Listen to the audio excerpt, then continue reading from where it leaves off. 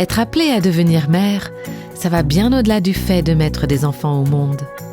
Que nous ayons des enfants biologiques ou non, nous sommes toutes des mamans spirituelles pour quelqu'un. Femmes célibataires sans enfants ou mères de familles nombreuses, on peut toutes être des femmes de prière. En tant que femmes selon son cœur, Dieu veut que nous puissions encourager ses enfants à travers la prière. Vous écoutez Réveille nos cœurs. C'est le 2e épisode de cette mini-série appelée « Une femme centrée sur Dieu ». C'est vrai, qu'elle soit mère ou non, chaque femme est appelée à investir dans les générations futures par la prière. Chacune de nous peut prier avec un cœur de maman, quelle que soit la saison de notre vie. Aujourd'hui, nous allons entrer dans la 2e partie de l'histoire d'Anne, l'une des épouses d'un homme qui s'appelait Elkana. La Bible mentionne que Pénina, l'autre femme d'Elkana, avait des enfants, tandis qu'Anne n'en avait pas. D'ailleurs, vous pouvez lire ce récit dans le 1er chapitre du 1er livre de Samuel. Dans le contexte social de l'époque, une femme qui ne pouvait pas avoir d'enfants était mal considérée. On pensait que sa stérilité était une punition de Dieu. De plus, Anne subissait régulièrement les moqueries de Pénina. Mais Anne s'est tournée vers Dieu et nous allons maintenant la retrouver en train de prier avec ferveur dans le temple pour que le Seigneur lui donne d'avoir un enfant. Et c'est alors qu'elle va lui adresser un vœu qui paraît très étrange. Donc on continue l'histoire d'Anne dans le livre de 1 Samuel au chapitre 1 et on est maintenant au verset 11 et on peut lire ici donc le vœu qu'Anne a fait. Éternel maître de l'univers, si tu consens à regarder la détresse de ta servante, si tu te souviens de moi, si tu n'oublies pas ta servante et lui donnes un fils, donc on l'a vu, elle aurait pu, comme la plupart d'entre nous l'auraient fait, s'arrêter là dans sa prière. Donne-moi un fils. C'est ça qu'elle veut, clairement, non, mais elle ne s'arrête pas là. Elle dit, je le consacrerai à l'Éternel pour toute la durée de sa vie. Attendez une seconde. La seule chose qu'elle supplie Dieu de lui donner, c'est un fils, plus que tout au monde. Entre l'amertume, les moqueries de Pénina, sa stérilité, en sachant très bien que c'est Dieu lui-même qui l'a permise. Oh Dieu, donne-moi un fils, donne-moi un fils. C'est totalement compréhensible et c'est humain. Mais là, elle dit, je te le rendrai tout de suite après. Et on s'est déjà posé la question dans le dernier épisode, est-ce que nous aurions pu faire cette prière? Est-ce qu'on aurait pu faire cette prière? Est-ce qu'on aurait pu dire, Dieu, si tu me donnes la seule chose que je désire plus que tout au monde, je te la rendrai tout de suite après? Comment est-ce que Anne a pu faire ça? Parce qu'elle vivait centrée sur Dieu. C'est parce que sa relation avec le Dieu vivant lui permettait de dire « Seigneur, je te fais confiance. Je peux me remettre entièrement entre tes mains. Je crois que tu vas pourvoir à mes besoins. Je crois en ta compassion et en tes soins. Seigneur, donne-moi cet enfant et laisse-moi te montrer combien je t'aime en te le rendant. » C'est vraiment une prière magnifique. Et puis elle ajoute, le rasoir ne passera pas sur sa tête. Personne ne lui coupera un seul cheveu. Les cheveux ont une signification particulière, surtout dans l'Ancien Testament. Ils représentaient une forme de protection, de couverture. Anne était presque en train de prophétiser sans même connaître encore cet enfant, ni son nom, ni la manière dont Dieu allait l'utiliser. « Oh Dieu, je te demande ta protection. Pas un seul cheveu de sa tête ne sera coupé. » Pendant qu'Anne continuait de prier l'Éternel, Élie observait sa bouche et le mouvement de ses lèvres. Alors je voudrais dire un mot sur le temple. Imaginez bien la scène, c'est là que tous ces aspects de l'étude biblique, l'anthropologie, l'histoire, la culture prennent tout leur sens. Tout ça rend ces histoires encore plus vivantes. Ce temple n'était pas comme le temple de Jérusalem, c'était un autre type de temple. Alors un temple, oui, mais fait de colonnes et de tentures de lin suspendues. Le vent soufflait à travers, et même si Anne se trouvait en arrière, à l'endroit réservé aux femmes, le vent faisait bouger les tentures, et Élie, le prêtre, pouvait tourner la tête et la voir en train de prier. Imaginez ce moment, un cri du cœur. Est-ce que vous l'avez déjà vécu? Est-ce que vous avez déjà crié vers Dieu dans un silence absolu, mais avec les lèvres qui bougent simplement parce que la prière déborde en nous et que nos lèvres suivent ce qui monte de notre âme? Je suis sûre que chacune d'entre nous a déjà fait ça. Et parfois, c'est plus fort que nous, on ne peut pas l'arrêter. On a besoin de le laisser sortir parce que c'est trop fort pour rester en dedans de nous. On se tient là, devant le trône de grâce, en train de supplier notre grand roi. Et que fait Élie? Il la regarde. Comme Anne priait dans son cœur, ses lèvres bougeaient, mais aucun son ne sortait. Et Élie pense, mais elle est ivre. Alors franchement, est-ce que c'est pas agaçant ça? Elle subit déjà les moqueries de Pénina depuis des années. Elle monte au temple pour prier, pour faire ce vœu à Dieu. Elle répand son cœur devant l'Éternel et là, le prêtre pense qu'elle est ivre. Remarquez bien son choix de mots, c'est ça qui m'a frappée. Il lui dit « Jusqu'à quand seras-tu ivre ?» Quelle accusation! Et il ne s'agit pas simplement d'être ivre à un moment. Il a l'air de sous-entendre carrément qu'Anne est alcoolique. Et à cette époque, c'était grave et un réel problème. Il faut nous rappeler que le temple était souillé, le pays en plein désordre. Donc ce genre d'accusation était fort et ce sont des choses qui pouvaient arriver. Il l'accuse d'être une femme ivre. Et combien sage est la réponse d'Anne. Elle dit, verset 16, « Ce n'est pas cela, mon Seigneur. Je suis une femme à l'esprit abattu. Je n'ai bu ni vin, ni boisson enivrante, mais j'ai penché mon cœur devant l'Éternel. Ne prends pas ta servante pour une femme légère, car c'est le trop-plein de ma douleur et de mon chagrin qui m'a fait parler jusqu'à présent. » Anne répond dans la douceur, même si le texte biblique ne rapporte aucune excuse de la part d'Élie. Est-ce qu'il n'y a pas là une leçon pour nous en tant que femmes de Dieu? Son esprit doux, la façon dont elle répond à cette fausse accusation et la grâce avec laquelle elle s'exprime. Élie lui dit alors « Pars en paix et que le Dieu d'Israël exauce la prière que tu lui as adressée. » À cette époque, quand un prêtre faisait ce genre de déclaration, c'était souvent perçu comme quelque chose de prophétique. Donc si le prêtre le disait, elle pouvait raisonnablement penser que peut-être sa prière serait exaucée. Et elle répond que ta servante trouve grâce à tes yeux.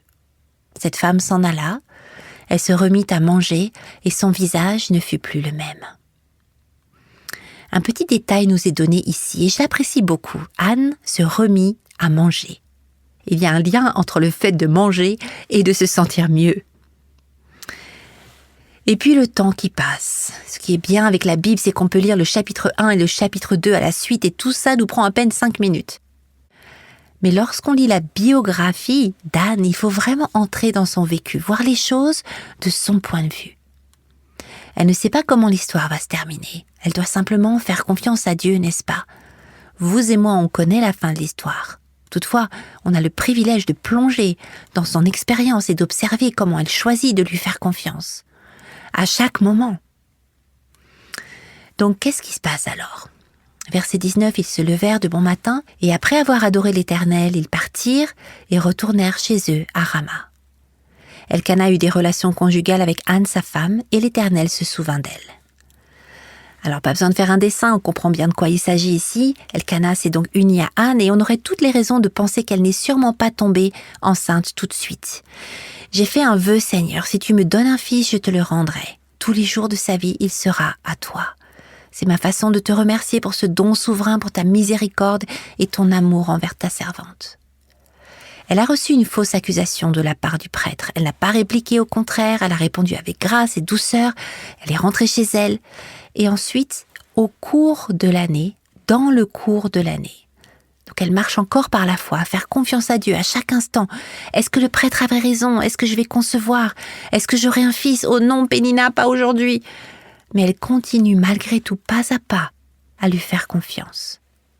Dans le cours de l'année, verset 20, Anne devint enceinte et elle mit au monde un fils qu'elle appela Samuel, car, dit-elle, je l'ai demandé à l'Éternel.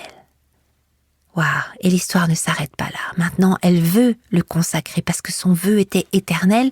Si tu me donnes un fils, je le consacrerai à l'Éternel pour toute la durée de sa vie. C'est dur. Vous voulez ce petit garçon. Ce bébé, il a grandi en vous, il a donné des coups, il a bougé dans votre ventre, il a eu le hoquet. Vous avez maintenant les crampes que Pénina a connues. Vous savez ce que c'est. Chaque jour pendant ces 9 mois de grossesse, à chaque mouvement, chaque petit coup, chaque vibration, elle devait faire une prière silencieuse. Oui, Seigneur, il est à toi. Oui, Seigneur, il est à toi. Elle n'a jamais reculé. Elle a renoncé à son enfant encore et encore, à chaque instant, nous rappelant cette réalité profonde. Nos enfants ne nous appartiennent pas. Ils ne nous ont jamais appartenu. Ils sont à lui. Ils nous sont prêtés temporairement. Dieu nous permet de toucher leur cœur, leur esprit, de leur transmettre la vérité, de leur faire connaître et aimer le Sauveur, de les amener à aimer sa parole.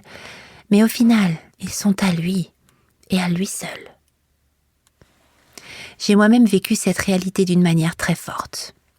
Il était 3 heures du matin et un policier se tenait devant notre porte. Il a dit « Vous avez un fils qui s'appelle Sam ?» Et on a répondu « Oui ». Et il a dit « Votre fils a reçu une balle dans la tête. On ne sait pas s'il est mort ou vivant. » Et pendant 3 heures, en pleine nuit, à travers les montagnes de Blue Ridge, tout ce qu'on pouvait faire, c'était se tenir la main et prier en silence, sans savoir si, en arrivant là-bas, notre Samuel serait vivant ou non. Dans le calme profond de cette nuit, Dieu m'a doucement rappelé « Janet, il ne t'a jamais vraiment appartenu. » Et tout ce que j'ai pu dire, c'était « Merci, Père, parce qu'il te connaît comme Seigneur. » S'il est parti, alors il est absent du corps, mais présent auprès de toi. Et s'il est encore là, toi, le grand médecin, tu es déjà passé avant nous. Alors je te loue et je te remercie. Tout au long de cette nuit, j'ai senti que je devais relâcher ma prise, lâcher prise, parce que je comprenais qu'il n'était pas à moi. Il était à lui. Quand Samy est né, je disais sans cesse, cet enfant, je l'ai demandé au Seigneur et il m'a accordé ce que je lui avais demandé. C'était facile à dire au début, mais et si je devais le laisser partir avant le moment que moi, je jugeais juste? Grâce à Dieu, Samy s'est remis, après de très longs mois de thérapie et de rééducation. Aujourd'hui, il est marié et il nous a donné 3 petits-enfants. Notre Dieu est un Dieu extraordinaire. Mais revenons à notre histoire. Que fait Anne ? Quand Elkana est monté avec toute sa famille pour offrir à l'Éternel le sacrifice annuel et accomplir son vœu, elle n'est pas montée à Silo. Elle a dit à son mari « Lorsque l'enfant sera sevré, je lui conduirai, afin qu'il soit présenté devant l'Éternel et qu'il reste là pour toujours. » Permettez-moi de reparler un peu des coutumes de l'époque. Le sevrage à cette époque-là, c'était généralement autour de l'âge de 3 ans. Ça veut dire que pendant 3 ans,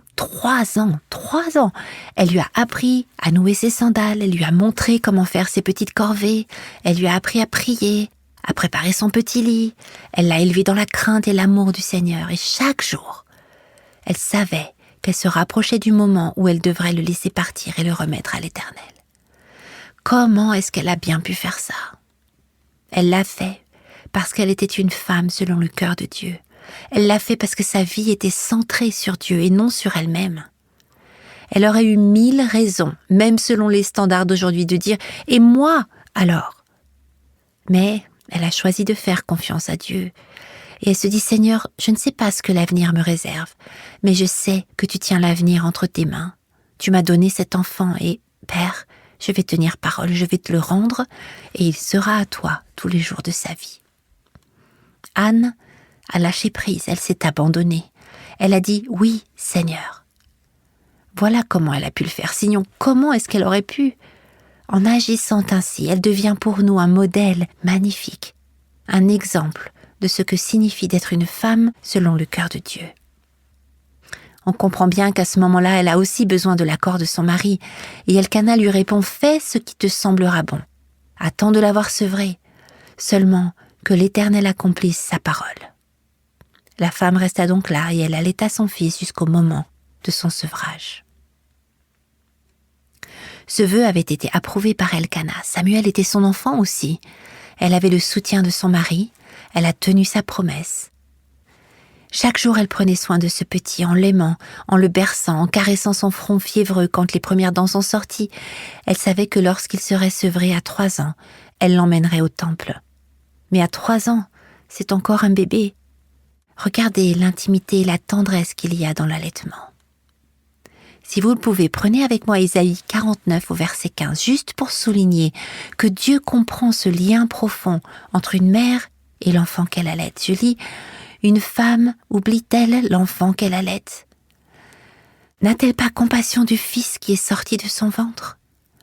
Même si elle l'oubliait, moi, je ne t'oublierai pas, je ne t'oublierai jamais. » Vous vous rendez compte à quel point c'est profond ? Voici le Dieu de toute la création, celui qui a eu l'idée même de l'allaitement, de ce lien, de cette connexion incroyable entre une mère et son enfant. Quand la vie et la subsistance de ce petit vient du corps de sa mère, ces moments où il s'endort dans nos bras, où on sent cette odeur de bébé si douce, où il enroule son petit doigt autour du nôtre en tétant. Et pourtant, les Écritures disent qu'un jour on va finir par oublier tout ça. Mais vous savez quoi, aussi profond, aussi intime, aussi nourrissant que soit ce moment, notre grand Dieu se tourne vers nous et nous dit « Je ne t'oublierai jamais ». Est-ce que ça ne coupe pas le souffle ? Je ne t'oublierai jamais. Aussi intime, aussi maternelle, aussi universelle que soit cette expérience d'une mère qui allaite son enfant, elle finit par s'effacer, mais Dieu dit « Je ne t'oublierai jamais ». L'amour du Père pour nous est profond, vaste, immense. Alors on continue notre texte, chapitre 1 de 1 Samuel. Là on est au verset 24. Quand elle l'eut sevré, elle le fit monter avec elle à Silo. Elle prit 3 taureaux, 22 litres de farine et une outre de vin. Elle conduisit l'enfant à la maison de l'Éternel à Silo, alors qu'il était encore tout jeune. Ils égorgèrent les taureaux et conduisirent l'enfant à Élie. Anne dit « Mon Seigneur, pardon. Aussi vrai que ton âme vit, mon Seigneur, c'est moi qui me tenais ici près de toi pour prier l'Éternel. C'était pour cet enfant que je priais, et l'Éternel a exaucé la prière que je lui adressais. Aussi, je veux le prêter à l'Éternel. Il sera toute sa vie prêté à l'Éternel. » Et ils se prosternèrent là, devant l'Éternel. En avançant un peu plus loin, dans le 2e chapitre, jusqu'au verset 18, on peut lire « Samuel faisait le service devant l'Éternel, et cet enfant était habillé d'un éphod en lin. » C'était un petit vêtement sans manches porté par-dessus la tunique, et le texte dit « Sa mère lui faisait chaque année une petite robe ». Ça aurait pu dire un vêtement ou une tunique simplement, mais le fait que ce soit écrit « une petite robe » nous rappelle qu'il était encore tout petit. Une fois par an, elle pouvait le voir et lui apporter un nouveau vêtement. Une fois par an. Elle le lui apportait quand elle montait pour offrir le sacrifice annuel. À quoi pouvait ressembler cette visite ? Oh Samuel, comme tu as grandi ! Samuel, j'avais jamais remarqué à quel point tes yeux sont bleus. Samuel, est-ce que tu te souviens de moi ? Samuel, tu appartiens à Dieu. Quand il repartait pour retourner à Rama, dans le calme de ce voyage du retour, Anne pensait peut-être encore 1 an avant de pouvoir revoir mon enfant. Ou est-ce qu'elle pensait plutôt « Seigneur, tu es si bon, si bienveillant, tu m'as accordé ce que je t'avais demandé. Père, quel privilège et quelle joie de pouvoir te le redonner aussitôt. » Et je crois plutôt que c'était la 2e pensée. Élie bénit Elkana et sa femme en disant que l'Éternel te fasse avoir des enfants de cette femme pour remplacer celui qu'elle a prêté à l'Éternel. Et ils repartirent chez eux. Lorsque l'Éternel fut intervenu pour Anne, elle devint enceinte, et elle eut 3 fils et 2 filles. Prends ça, Pénina. Au moment où elle a offert son fils, elle ne savait pas que ça arriverait. Mais regardez comment est notre Dieu. Il fait infiniment au-delà de tout ce que nous pourrions demander. Est-ce qu'on lui fait confiance ? Est-ce qu'on est prête à tout lui remettre ? Est-ce que Dieu nous aime ? Quelle histoire incroyable. Je continue. Quant au jeune Samuel, il grandissait devant l'Éternel. C'est fou la puissance des prières d'une maman. Quand on lit le Magnificat, le cantique de Marie, on peut voir comment Marie, quand elle reçoit cette bonne nouvelle, répond « Je suis la servante du Seigneur, que ta parole s'accomplisse pour moi. » Anne a prié pour un fils qui allait transformer une nation. Marie a prié et Dieu lui a donné un fils qui allait transformer le monde. Les prières d'une mère sont d'une grande efficacité. Et je crois qu'il y a là quelque chose à apprendre pour nous, les femmes qui prient, Qu'on ait des enfants biologiques ou non, nous sommes toutes des mamans spirituelles pour quelqu'un. Femmes célibataires, sans enfants ou mères de familles nombreuses, on peut toutes être des femmes de prière. À travers la prière, Dieu nous met en position d'être des femmes selon son cœur pour ses enfants. Et lorsqu'on sera enfin dans la gloire auprès de Dieu, on va rencontrer celles et ceux pour qui on a prié fidèlement. L'histoire d'Anne nous enseigne exactement ce que veut dire être une femme selon le cœur de Dieu. Sa vie était centrée sur Dieu.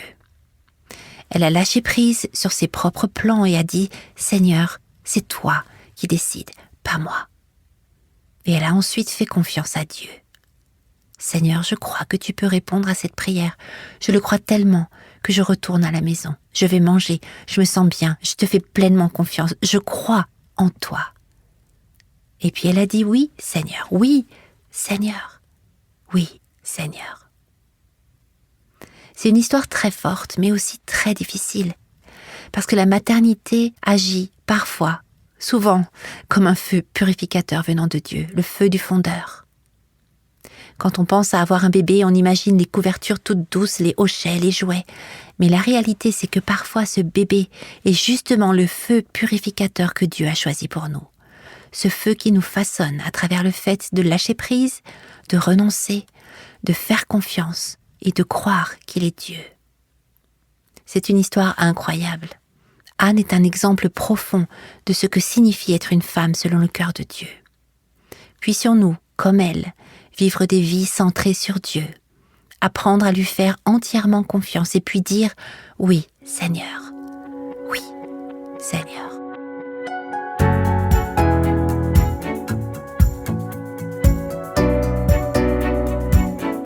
C'est vraiment ça, la clé. Vivre une vie centrée sur Dieu, lui faire complètement confiance et dire « Oui, Seigneur ». Qu'on soit marié ou pas, avec ou sans enfant biologique, Dieu veut former en nous un cœur de mère spirituelle, un cœur qui crie vers Dieu, en voyant ce qui se passe dans notre monde, dans la politique, le terrorisme, l'économie, la désintégration morale, l'effritement du mariage et, peut-être encore plus près de nous, des foyers brisés, des vies brisées des enfants prodigues. Un cœur qui se présente devant le trône de Dieu et qui implore sa grâce.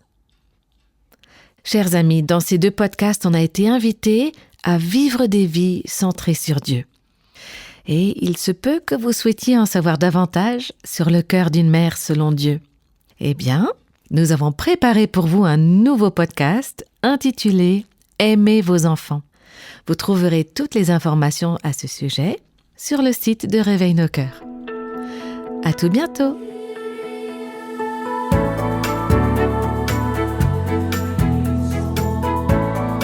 Tous les extraits de la Bible sont tirés de la version Second 21. Réveille nos cœurs est le ministère francophone de Revive Our Hearts avec Nancy DeMoss Wolgemuth. Avec les voix de Rachel Denis et Jeannette Kosman.